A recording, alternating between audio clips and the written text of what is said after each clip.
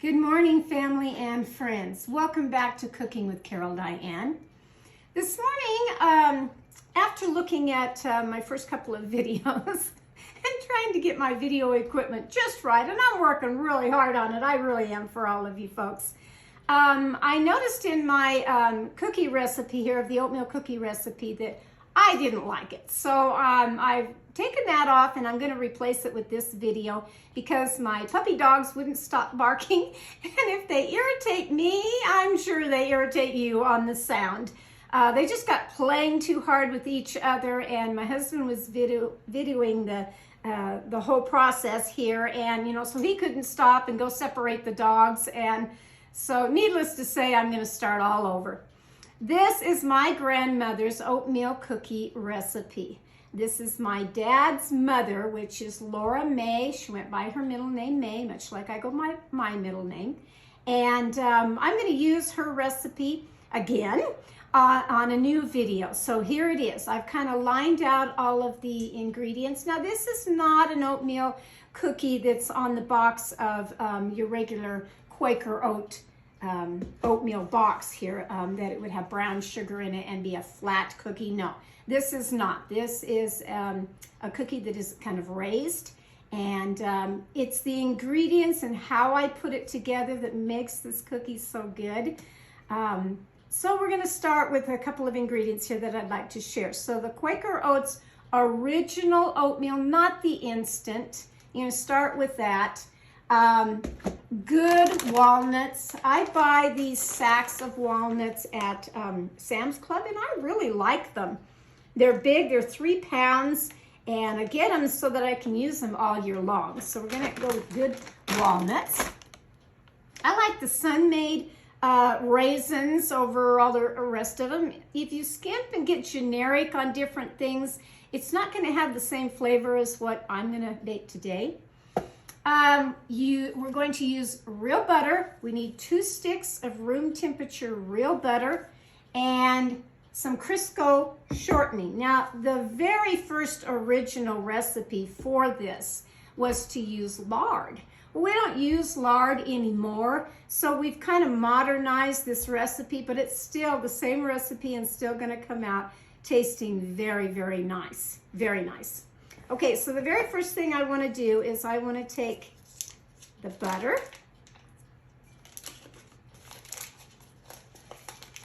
and we're going to put this in a tabletop mixer. Now, and I kind of break mine apart like this. You can use a little hand mixer if you'd like. I've certainly done it that way before, but today it's going to be the little the tabletop mixer. And usually I have my butter at room temperature. I apologize this morning for not having that. I was kind of in a hurry trying to get all this done because today I'm going to go in my art room and I'm going to create a whole new design on a different apron. So I'm all excited about it. I've got it in my head what I want on the design, and I've kind of laid everything out, and now I need to go in there and paint away, like I like to do. Okay, so the butter is in here, and now we're going to take, so that is your 1 full cup, because each one of those long cubes is a half a stick.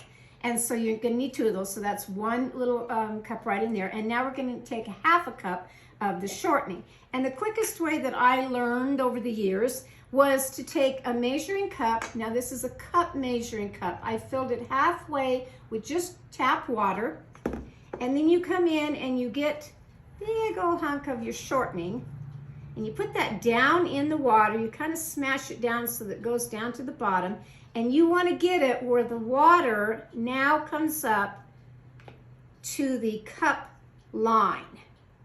So there is my water up to the cup line.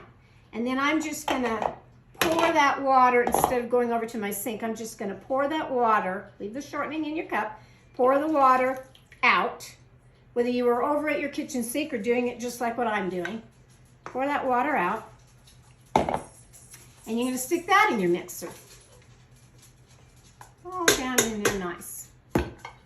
Okay. We're gonna turn the mixer on and we're gonna beat this really well. Like I said, it helps if your butter isn't room temperature, but I'm gonna go with it this morning. With it like this, I'll just kind of beat it a little longer. Get it all incorporated in there. You're also going to need 1 cup of granulated sugar. That's just household regular sugar that you use every day. So I'm going to stick that in there.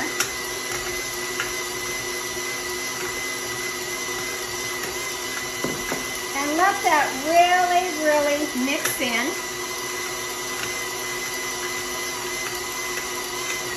Where I know that my butter and the sugar, rule of thumb on any, especially on cookies, for your butter and sugar to beat is a good 5 minutes. And that just kind of gets everything blended and going really good in there. It's looking pretty good.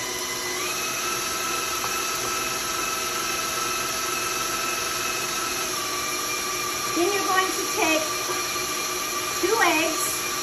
Again, normally at room temperature. I'm going to put those in there. Beaten.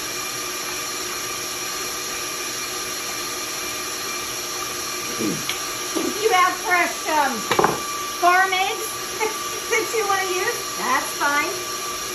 An egg's an egg, isn't it? Or so they say.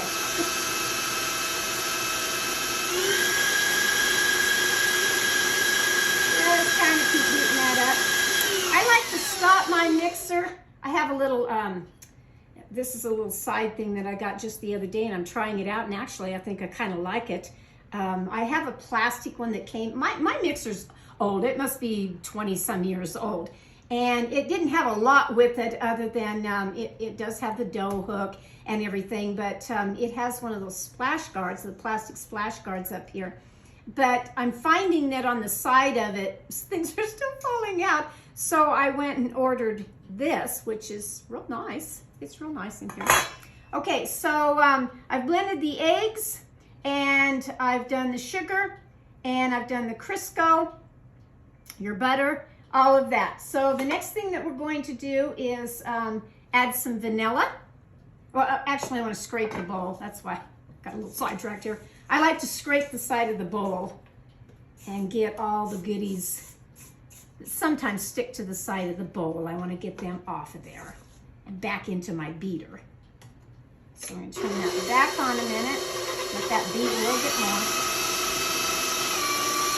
While that's beating, you're going to take 1 teaspoon of vanilla, whatever vanilla extract that you want to use. Today I'm going to use the good stuff, which is this Madagascar that I've used several times now. It's just a better tasting vanilla. So 1 teaspoon of that. Smells really good. Really does. Okay. Now here comes the fun part. So you're going to need 1 cup of raisins, these little raisins. And what I've done is you cook them on the stove in about 1 cup of water. So here's my little pan of raisins with the water. But I don't want certain things in there. So the first thing I'm going to do is I will need, here's my little bowl. I'll need 1 teaspoon of baking soda. Just level it off in here. Usually on the top of the top part of the box works fine. A big chunk in there, I don't want. 1 teaspoon of baking soda. Get you a tablespoon, and you're going to need 4 tablespoons of this raisin juice. And you put that right in here. 1, 2, 3, and 4. And give it a good stir. Okay. Now we don't need the juice anymore. So again, if I was over at my sink, I would just be pouring the juice into a strainer and getting rid of the juice, but I do still want the raisins. Okay, we're going to turn the mixer back on.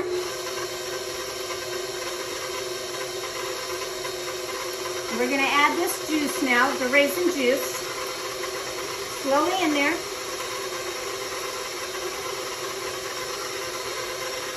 Yeah, just a little bit more.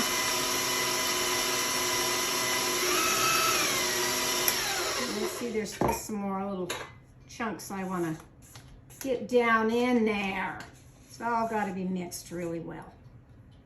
If I had that other side attachment to my mixer, which thousands of these KitchenAid mixers have, I have a metal one, but I don't really like to use it for this part because I really like that butter and sugar to be blended with my whip that comes with my KitchenAid. Okay, so now just on slow, we're going to add 2 cups of all-purpose flour, just all-purpose flour.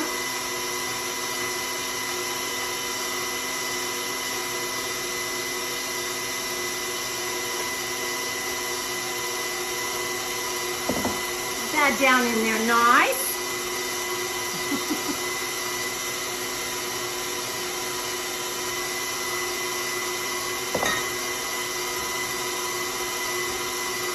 Okay, that's looking real nice. It really is. So now I'm going to stop my mixer. Move this out of your way here. So we only have 3 more ingredients to put in this.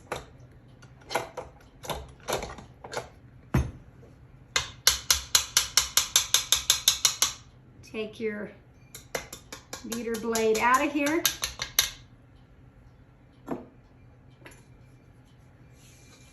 Still kind of mix it up with your rubber spatula. It's fine.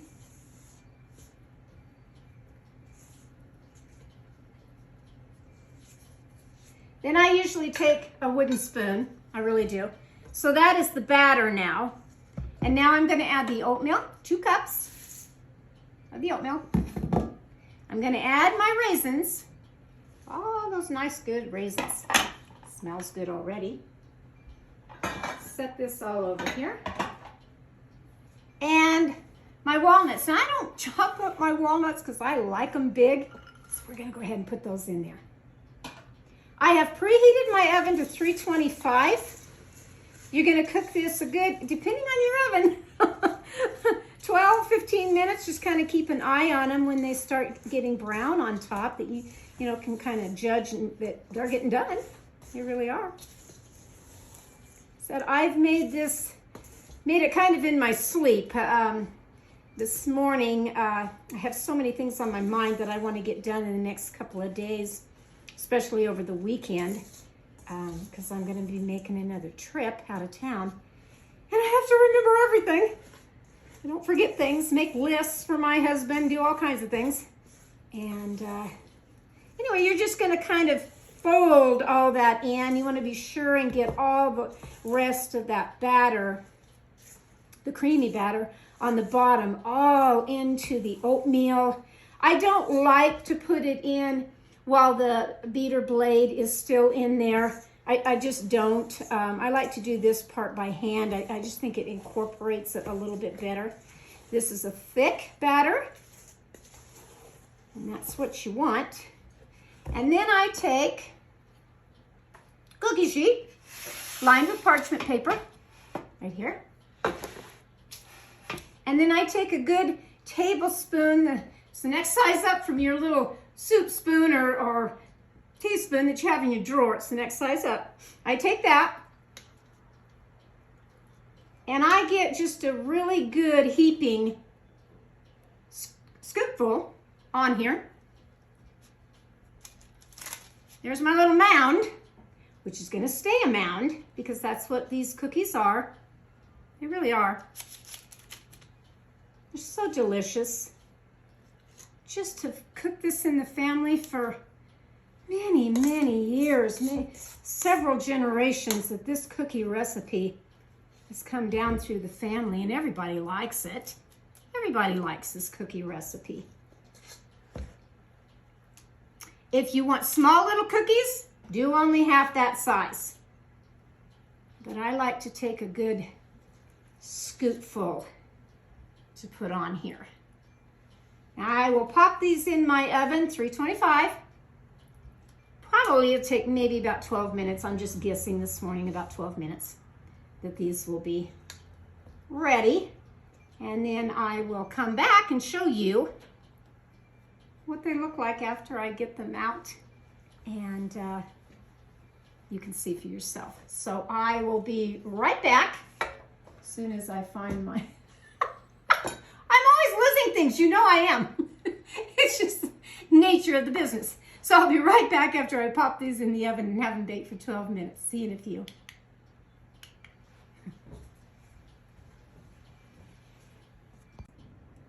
I'm back with Cooking with Carol Diane on my oatmeal cookies.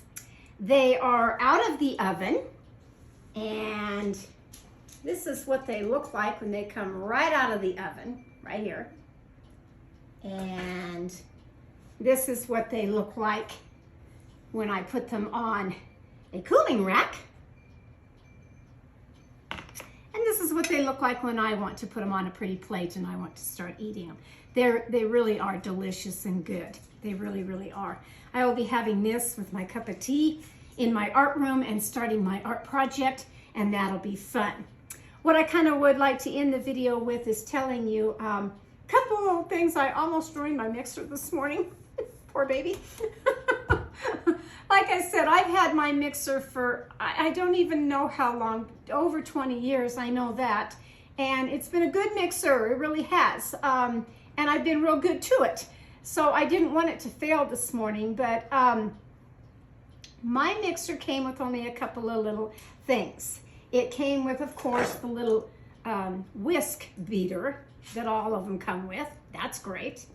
It came with the flat beater. Now notice mine are not the heavy white plastic. These are metal. They really are. And so it came with that. And of course it came with the dough hook. That's fine. And then it came with what's called a splash guard pouring spout. And this is plastic, all KitchenAid, says KitchenAid right on it. And you just put this on your mixer, and I'll go ahead and turn it this way so you can see. And then this little part, which is kind of like a little chute, it fits on here like so. And this has been fine, but here lately I've just been kind of noticing, you see how it kind of wobbles. Certain things fall down in there and then certain things don't. So I went ahead and ordered, actually my husband did, I just tell him to order this stuff for me, and usually he does. He ordered the nice chute that I showed you earlier, this metal one, and you know, I really kind of like this because the flour floated real nice down there and stayed in. Any liquids I think would be just fine in there. But while he's ordering this, I asked him to get these that so many people have. They have a nice little kind of like your rubber spatula, and I thought I'd try this out this morning. I have a 6-quart bowl here, not a 5, but a 6, and I like my 6-quart. When I'm making my divinity, or especially when I'm doing my fruitcake, I like a bigger bowl in there to work with. But I'll tell you what, I started and I put this on here today, and it fits real hard. In fact, it fits up there hard, and you would think that would work, wouldn't you? No. When I turned the machine on, it was doing it so hard around there that it was actually really jarring the bowl, and I did not want to break my mixer. So these I will not be using. They're not cheap either, but I will not be using these. I will probably ask hubby for a new mixer. He was going to get me one for our anniversary, and I kept telling him, no, you know, I'm fine with the one I have. Yeah, right. Yeah, right. I have an attachment up here that does the dough for making pasta on spaghetti or linguine, all of that. And I have an attachment that does for sausage. I'd like to get the one that does for ice cream. I'd kind of like to try that out and see on it. But this morning I kind of wanted to share that with you, that if you go and buy something extra that says it's for all mixers, sometimes it's not. And this one apparently wasn't, and I'm not going to ruin my mixer just by going, you know, with that. So hopefully it's still okay and going to work for me. Actually, I think it did because it made the oatmeal cookies, so I guess we're all okay. I have a good friend that asked me about the other day when I had my coffee mug. Where'd you get those? She really liked those because she's like me and she likes birds. I have all of them except one. And at the time when I wanted it, it was not there. These are called Dean Kreuscher. They are watercolors, and that's why I like them. Each one of them has a different color inside, and they're just beautiful paintings of watercolors. And I liked the red cardinal and the hummingbird. You know, there's chickadees, and the one that I'm missing is the what is that one? Oh, it's the owl. I'm missing the owl. Yeah, so one of these days, and mostly because it's either on back order or kind of discontinued for the time. So maybe one of these days I'll get that and add to my set. But thank you for liking my little coffee mug and asking about it, so you can get them too. And just please don't go order these. Don't ruin your mixer. That's my little cooking video from my kitchen to yours, Cooking with Carol Diane. I hope you've enjoyed it. I may or may not take the old one off and replace it with this one. Maybe I'll just stick with this one as a new one. I don't know. But I'm off for my art room now to make me a new apron with a new idea, new little paintings. So I'll catch you next time in the kitchen. Have a great afternoon. Bye-bye now.